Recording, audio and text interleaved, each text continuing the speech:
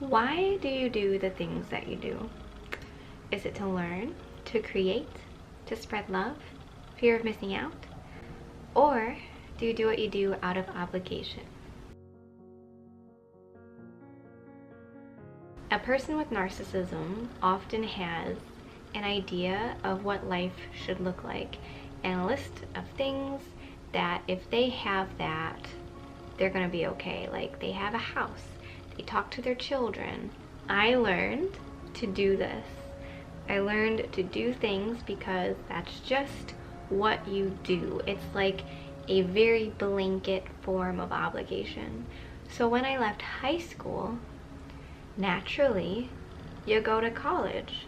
However, I had no idea what I was doing. I was literally spinning my wheels, kind of just acting out of obligation, out of what I should do, out of what I have been doing all the time, like throughout my whole existence. The big concept I'm saying is I went to college and I did terribly.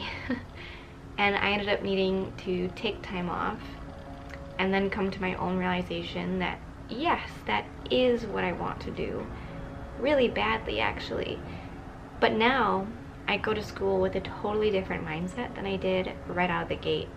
Right out of the gate, I was like, oh my god, I'm at school, I hate school, why am I here? And now, like, I enjoy it. So doing things out of obligation, doing the same things out of obligation versus out of desire,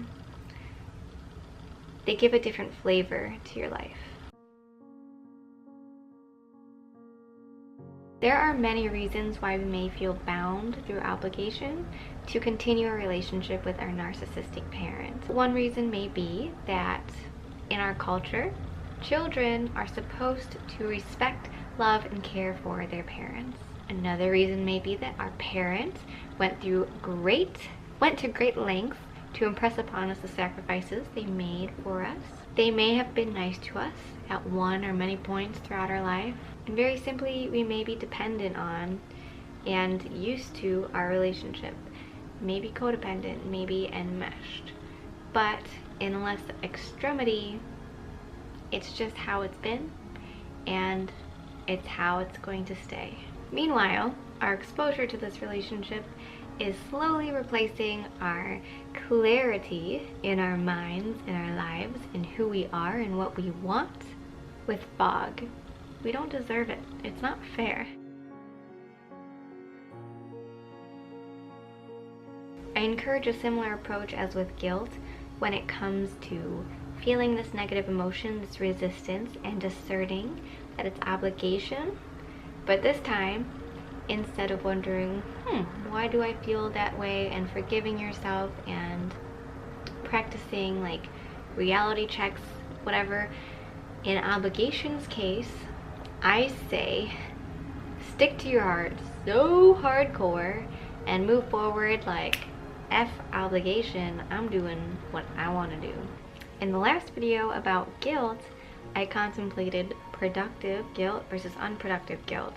When we feel guilt all the time, most of it's unproductive. And it has to do with living up to other people's expectations, rather than guilt like maybe we did something that was actually bad, or like guilt that we didn't do something and that's productive. And I think obligation is along those lines. Like, we feel obligated to do things that like we actually need to do, like adulting things perhaps, but when it comes to other people, it's unproductive obligation. And I don't think you should hold back in like releasing this obligation at all. I know it's kind of weird, like we feel obligated to be the same person that we were and do things that we have always done and hang out with the same people that we've always hung out with, not just our family but our friends too.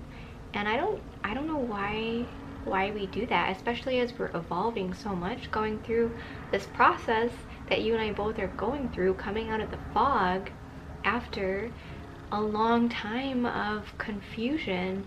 I think it's right to aggressively do everything out of pure desire rather than obligation.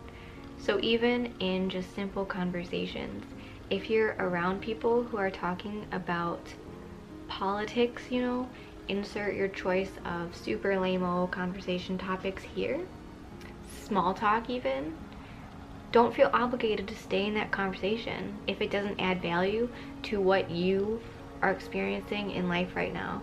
Be like, middle of the conversation, sorry dudes, like, I'm gonna go. Or like hanging out with someone, if you're not having a good time, why are you there? Why are you doing that? If you want to sit alone and be reflective today, and you have plans with someone, say, hey, I'm sorry, I feel like doing this, that's what I'm gonna do today. So with all that you do, ask yourself, is there another path I could walk along that would make me happier? It's very important to get to know yourself. Instead of doing all the things nowadays that are so mindless and mundane, like scrolling or tuning out to a TV show or to any other YouTube video that's not mine, because mine makes you think. I'm just joking. Take that time and rather sit with yourself and get to know who you are and what you want, so that when someone is manipulating you, you can feel the resistance come up within you because you know what you want and you think, this isn't that. That's not aligned with where I'm headed. And you can pause and state what you actually want and stand true to you. Be unregrettably yourself. Follow your heart, do what feels right, and don't explain yourself. To the people who really love and support you, you won't have to.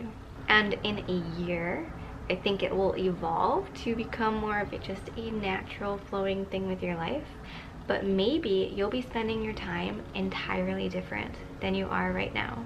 That is all I have to say on this topic.